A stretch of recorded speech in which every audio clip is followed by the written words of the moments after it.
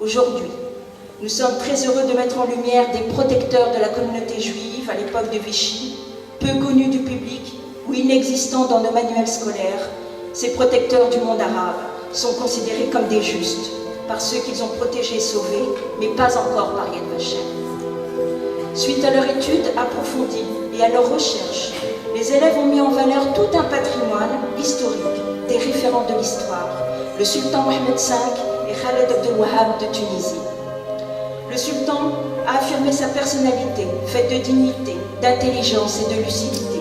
C'est au nom de ses principes et des valeurs de tolérance de son pays qu'il a refusé catégoriquement toute collaboration avec les nazis et la honte des lois vichistes.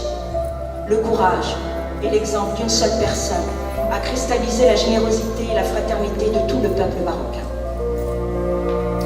Khaled Abdel Wahab, interlocuteur entre les Allemands et la population tunisienne en 1942, sauva 24 personnes dans sa ferme de Maïdia.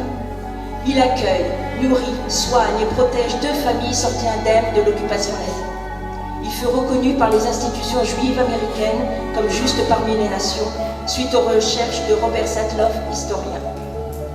Ces hommes du monde arabe vont montrer que les valeurs de l'humanisme sont enracinées dans leur âme.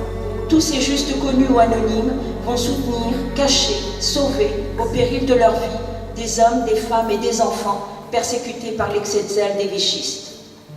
De l'autre côté de la Méditerranée, une lueur d'espoir s'est fait jour. Elle a bel et bien existé. Aider leurs compatriotes était une évidence, un devoir. Beaucoup d'entre eux n'en parlaient pas. Cela était normal. Ils ont fait le choix du bien. Transmettre cette partie de l'histoire à nos lycéens, c'est aussi leur offrir l'opportunité de s'approprier leur histoire, de mieux la connaître. Les justes, de par leur action, ont transmis un message essentiel, inestimable à nos lycéens.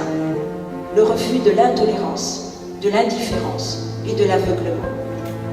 La reconnaissance et le souvenir doivent se perpétuer au sein de l'école, alors que le nombre de ceux qui sauvèrent et de ceux qui furent sauvés continue à décliner. Les enseignants et leurs élèves doivent reprendre la relève, perpétuer cet enseignement et cette transmission aux futures générations.